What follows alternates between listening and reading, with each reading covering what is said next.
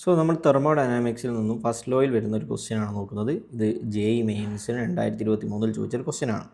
So 1 gram of a liquid is converted to vapor at 3 × 10⁵ Pascal pressure if 10% of the heat supplied is used for increasing the volume by 1600 cm3 during this phase change. Then the increase in internal energy in the process will be എന്നാണ് ചോദ്യം.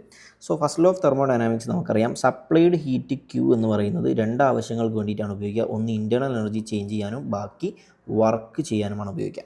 So ഇവിടെ work നമ്മൾ നോക്കുമ്പോൾ work is equal to P∆V ആണ്. So പ്രഷറും അതേപോലെ തന്നെ volume ചേഞ്ചും നമുക്കിവിടെ തന്നിട്ടുണ്ട്. Pressure is 3 × 10⁵ Pascal and volume change is 1600 cm3. So ആ വാല്യൂസ് കൊടുക്കുമ്പോൾ നമുക്ക് വർക്ക് കിട്ടും. സോ പ്രഷർ എന്ന് പറഞ്ഞാൽ 3 × 10⁵ ഇൻറ്റു ചേഞ്ച് ഇൻ വോളിയം എന്ന് പറഞ്ഞാൽ 1600 cm3. സോ അതിനെ മീറ്റർ ക്യൂബിലേക്ക് മാറുമ്പോൾ 10⁻⁻6.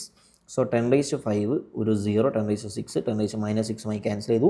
സോ 3 × 160 എന്ന് പറഞ്ഞു കഴിഞ്ഞാൽ 480 joules എന്ന് വരും.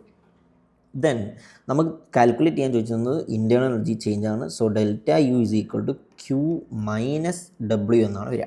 സോ നമ്മളിവിടെ തന്നിട്ടുണ്ട് സപ്ലൈഡ് ഹീറ്റിൻ്റെ 10% ആണ് വർക്കായി മാറിയത്. സോ Q എന്ന് പറഞ്ഞു കഴിഞ്ഞാൽ അല്ലെങ്കിൽ വർക്ക് എന്ന് പറയുന്നത് എന്താണ്, 0.1 ടൈംസ് Q ആണ്.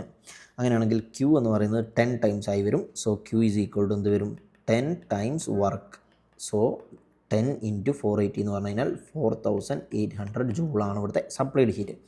So internal energy change ∆U is equal to 4800 - 480. We will get 4320 joule. So ഇവിടുത്തെ ഓപ്ഷൻ ബി